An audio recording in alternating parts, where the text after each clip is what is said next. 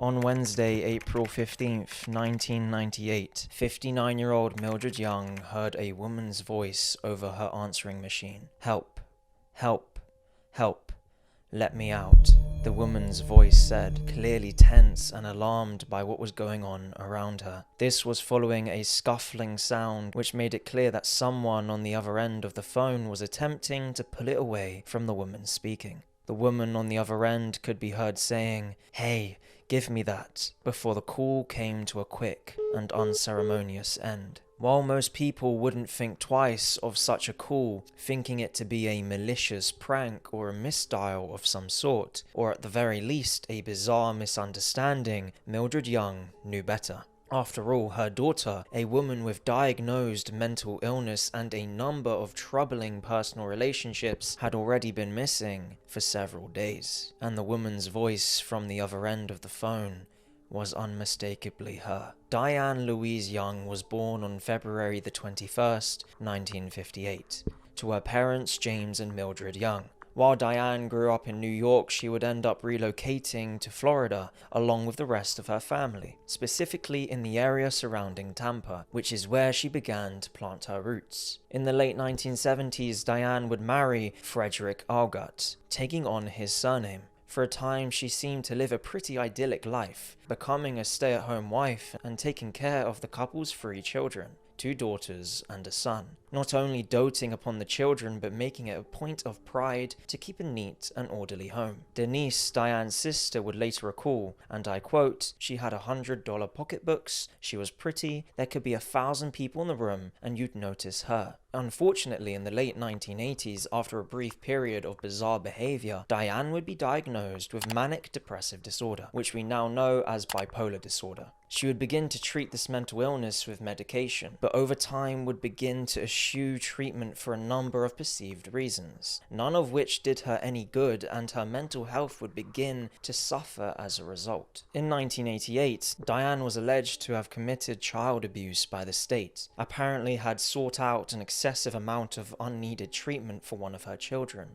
a mental illness we now know as Munchausen by proxy. While she would ultimately be acquitted of these charges, the state would continue to pursue a case against her, believing the charges to have had merit. Elaine Fulton Jones, a spokeswoman for children and families, would later state about Diane and her 3 kids, and I quote, "The children were removed from her custody." In 1991, after a period of turbulent behavior, Diane and her longtime husband, Frederick, would divorce. He had retained custody of their children, and this would become the nail in the coffin for Diane's mental health. Over the next several years, Diane would begin to unravel, with her being in and out of not only local jails, but mental health facilities. Her brother-in-law Al Finkelstein would later recount to reporters in the Tampa area, "She's constantly talking to herself. You can tell right away she's ill." And Diane's own mother, Mildred Young, would later recall, "She hangs out with whoever will be her friend. She's sick. You can't deal with her when she's as manic as she is. She gets in your face and doesn't shut up." Diane would begin to develop a drinking problem during this period, and would also begin to dabble in drug use, both of which did nothing but exacerbate her already existing mental issues. She would be involuntarily committed to mental health facilities at least 32 times under the Baker Act, which allowed a judge, police officer, or doctor to decide whether or not someone was mentally ill enough to pose a danger to themselves and or others. The most recent of this involuntary committals came in 1998, which resulted in her being released to the care of her loved ones that spring. However, according to Diane Algatt's family, she should never have been released. Her mother, Mildred Young, would tell Tampa Bay Times that she deeply needed institutionalized care.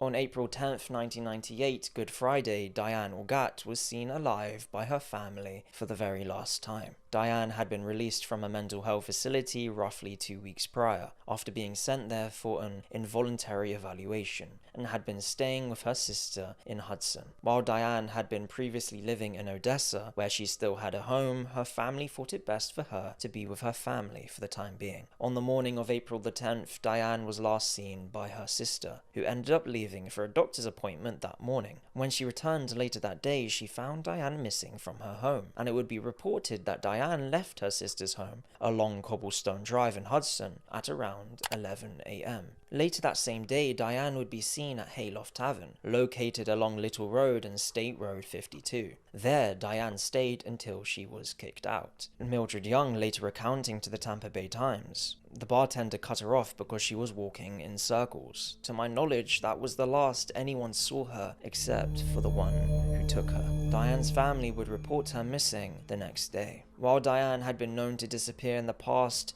she generally only did so for a day or two. This was usually when she lapsed on her medication or just simply stopped taking them. But in this case, Diane would go missing for several days, leading to the mysterious voicemail received by her mother on April the 15th, 5 days later. While publications tend to vary on when exactly this call came in, it's most reputably reported to have been heard by Diane's mother on Wednesday, April the 15th. 5 days after Diane's last known sighting. Other publications claim it was received on April the 13th. In this call, Diane could be heard asking for help on the other end of the phone, but struggles to keep control of the phone from a mysterious individual taking it away from her. To Diane's loved ones, this call seemed to confirm that Diane was in serious trouble, especially since this was her longest and most unusual disappearing act yet. When Mildred would attempt to call back the number Diane had dialed her from, the name Starlight would appear on her caller ID, indicating that it had been a business with that name, but attempts to redial would go unanswered. In my digging, I've only found one business in the Tampa area with that name, a strip club called the Starlight Lounge, which is now known as Teasers, but it's unknown if there was any connection between the two. On Wednesday, April the 15th, 5 days after Diane Orgat left her sister's home in Hudson, Florida, a human finger was found along US Route 19 near New York Avenue. This discovery was made at around 4 p.m. by a woman walking to work, who thought that the finger was just a toy or prop of some sort. However, the woman would later tell her boyfriend about it, and the following day he ventured out to the location, where he discovered that the finger, which was painted with red nail polish, was real. He would then reach out to Pasco County Sheriff's Office, who arrived at the scene shortly thereafter and documented the find. While it's been reported that the two fingers were found at the location, police have revealed that they only discovered one, and that's been the official narrative ever since. In an attempt to figure out who this finger belonged to, authorities would match it up with their own records, and quickly discover that the finger belonged to the missing Diane Orgat. Because Diane had been arrested in the past, she had been fingerprinted and was unfortunately a match. While investigators would theorize that the finger might have accidentally been severed, perhaps slammed in a car door or something similar, the likelihood of that was believed to be quite low. Authorities would begin to search throughout the area near where Diane's finger was found, and would even bring out a helicopter to scan the area from the skies. Unfortunately, their efforts would prove to be fruitless. Of the missing 40-year-old woman would be found. Subsequent attempts to find her at home or at her regular haunts were similarly unsuccessful in the days and weeks to come. Police did not believe that Diane had left on her own, with John Powers, the spokesman for Pasco County Sheriff's Office, telling reporters she apparently did not have a vehicle. She either hitchhiked or got rides from friends. This, paired with Diane's overly trusting behavior when she was off her medication, led investigators to believe that she might have willingly gone along with someone intending to do her harm. On this, Pasco County spokesman John Powers would state, when Diane did not take her medication correctly, her personality would change. And during these bouts, she was known to hang out with a pretty rough crowd. When asked for her own thoughts on what might have happened to her missing daughter, Diane's mother hoped for the best, but clearly seemed to be preparing herself for the worst, stating, "She is in trouble, big trouble. They're probably torturing her. I'm hoping that she's still alive, that they haven't killed her yet." On the same day that the story of Diane's disappearance began to break in the Tampa area, a discovery would be made at a convenience store that Diane often frequented.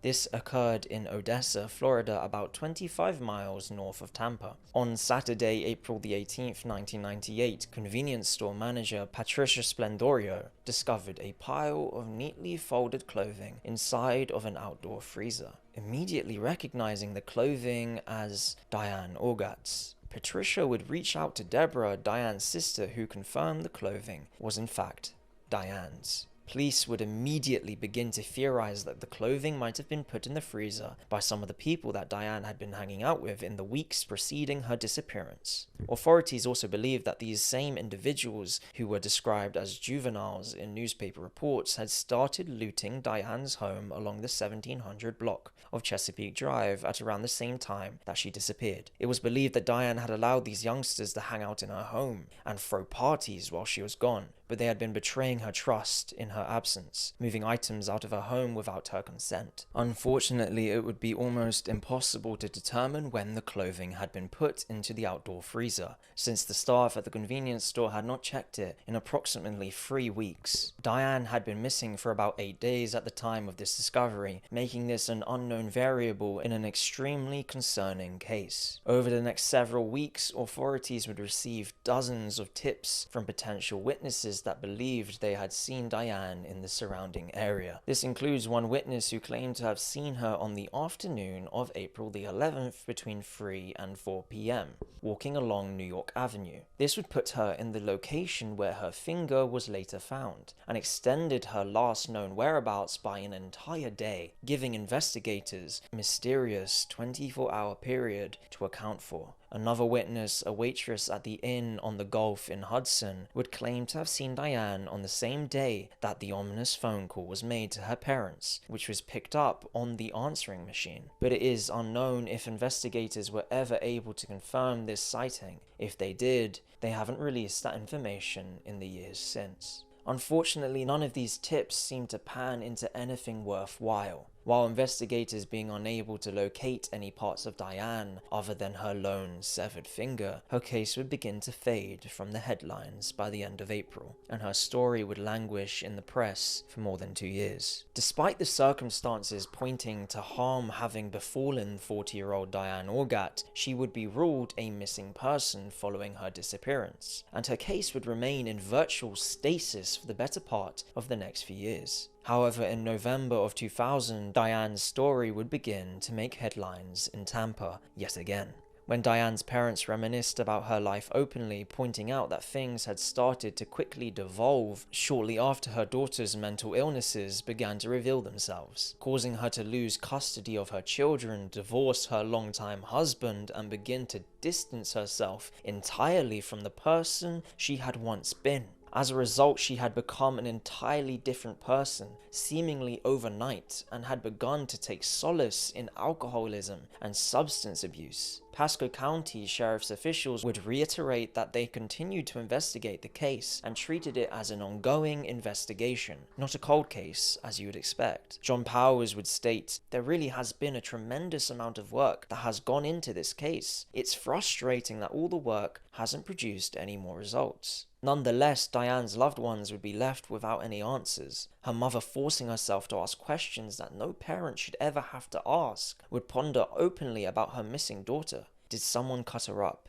piece by piece? That's what I think about, she said. On November the 25th, 2000, one day after this article was published about Diane's case in the Tampa Bay Times, another bizarre discovery would be made at a convenience store frequented by Diane and her loved ones. That Saturday, Terry Wilson, girlfriend of Diane's brother, walked into a Circle K convenience store along Highway 19, just north of Hudson, near Viva Villas, a neighborhood that Diane was often in. There, inside the convenience store on top of the lottery ticket counter, Terry would find a bag of random knickknacks with the name Diane written in black marker, believing that this might have something to do with the case of her boyfriend's missing sister. Terry took this bag back to Diane's family, who then informed police about the discovery. This clear plastic bag contained items that Diane would have been using at the time of her disappearance: black eyeliner, Taboo perfume, bright pink lipstick, as well as a generic brand of toothpaste. Coincidentally, this was the same type of toothpaste issued by the mental health facility that Diane had been in just a couple weeks before her disappearance, and this bag appeared to have been similar to one kept by those in the mental health facility, leading Diane's family to assume that it had been hers. The question of how or why it had been left at the convenience store, seemingly abandoned, intrigued Diane's loved ones and investigators. Authorities would announce that they were going to review the security tape from the convenience store in the hopes of determining who had placed the bag on the counter. But it doesn't seem like anything came from this lead, other than a renewed belief that Diane Orgat, or someone who knew what happened to her, was still in the area. Thankfully, the case would not remain out of the press for very long, but would be linked to another strange case that began unfolding just months later. At around 4 in the morning on Wednesday, June the 27th, 2001, a pair of men wearing black ski masks barged into the office of the Coral Sands Motel in Hudson, Florida. Located just off of US 19, this was a cheap and affordable motel that was often frequented by those with nowhere else to go. This seemingly included the two masked men, who barged into the motel's office, a trailer, brandishing firearms. Once inside the office, the two men would hit manager Rose Casper in the face, causing her to yell out for her boyfriend and co-manager, Gary Evers, who was in a back room of the trailer/office. By the time that Gary ran out into the front, Rose had already been hit a couple times, and the two mask-clad gunmen quickly fled. The following evening, June 28th, Gary Evers would invite a man into the hotel's office, which again was a trailer that both he and Rose lived in. That man, 26-year-old Todd Cammers, was a young man with a long history of burglary and other criminal acts, who Gary suspected of being one of the two gunmen from the night prior. Believing that the younger man had battered his girlfriend, Gary would pull out a 9mm pistol and ask at gunpoint if he was responsible. It's not known how Todd responded, but Gary would open fire, emptying 2 entire magazines into the 26-year-old's body. On the morning of Friday, June 29th, 52-year-old Gary Robert Evers was taken into police custody and charged with first-degree murder. Surprisingly, it was discovered that Evers pretty much had no prior criminal history, other than an allegation for pulling a gun on a man in October of 1999, for attempting to sleep with a stripper who Evers knew was dating another man at the time. But in that case, no charges had been filed, despite police having been called out to the motel. It would later be revealed in court that the man Gary Evers had shot to death, 26-year-old Todd Cammers, had had nothing to do with the attempted robbery from June 27th, 2001. In fact, Cammers had only gone to the motel that night in an attempt to clear his name. The true culprits of the attempted robbery had been another couple of lowlives from the region, Edward Humphrey and Robert Hay, who had committed a string of similar robberies the same week. Humphrey had actually shot Hay, his partner, in order to unsuccessfully cover up their involvement in the crimes, earning him a life sentence, and he later confessed to being the ones who battered Gary's girlfriend in the Coral Sands motel office. This was a tragic case of mistaken identity, causing two men their lives. Gary Evers was later sentenced to life in prison in April of 2004, and records indicate that he remained incarcerated in the Florida State Prison system until his death in May of 2012. So how does this relate to the story of Diane Orgat? Well, at the same time that this story was breaking in the press, it would be reported through Diane's family members that Gary Robert Evers, the man convicted in this motel shooting 3 years after Diane's disappearance, had been one of the investigators' main suspects in Diane's going missing back in 1998. The motel that he co-managed, the Coral Sands Motel, was one of Diane's last known locations, and was located just a short distance away from where she was last seen alive, as well as being close to the location that the plastic bag containing her belongings was found approximately 7 months prior. While investigators had been coy about the potential links between Diane Orgat and Gary Evers, he remains the only publicly named suspect in the case, and despite him reportedly passing away in 2012, it's believed that he may have been involved in Diane's disappearance, or held knowledge about it he took to the grave. Now here's where it gets particularly odd. A group of women matching the same general description as Diane went missing in the area between 1995 and 2002. These women, like Diane, were last seen in bars and restaurants in the Tampa area, and seemed to bear an uncanny number of similarities. 37-year-old Kathy A. Struckoff, a recovering alcoholic suffering from severe depression, was killed in February of 1995. She was last seen in the company of a man named John. at the Tampa area Texans Lounge, with staff at the bar claiming that John had been a regular that never returned after Kathy's murder. Her body was found the following morning just off of Little Road in New Port Richey, but John, this mysterious man in his 50s or 60s, was never identified, and Kathy's murder remains unsolved today, as does the murder of 36-year-old Kimberly Langlois Wilson, another woman that had long been struggling with substance abuse and alcoholism. Kimberly was found dead in a shallow ditch along Hudson's Delmore Drive and Flicker Lane, and had last been seen alive on June 5th, 1999. Police pegged her date of death as June 9th or 10th. 34-year-old Rhonda Ann Brown was another struggling alcoholic that had previously worked as a bartender who went missing in January of 2000. She was last seen walking away from her home in Hudson, heading out to a bar named Sullivan's nearby. Sadly, Rhonda was never seen or heard from again, disappearing without any of her belongings. Then there is 33-year-old Kathleen Marie Wandosega, who was another struggling alcoholic that had disappeared in October of 2002. She was last seen walking away from her home in Port Richey, possibly heading out to a bar in the area to celebrate her birthday. She would never return home and wasn't seen alive again, and would fail to cash a $500 check mailed to her days after last being seen. While it is very possible indeed that these are all unrelated incidents, the similarities in these 5 cases, including Diane Orgat's, are pretty uncanny. These were all women that ranged in age from 33 to 40 years old, who were around the same height and weight, who had all previously suffered from alcoholism and substance abuse, and had varying degrees of distance with their loved ones. These 5 women would all be murdered or go missing from the same general area while heading out to bars in the Tampa area over a roughly 7-year period. Like I said, this could all just be coincidence. After all, Tampa is a rather large metropolitan area, with more than 2 million people calling it home at the time.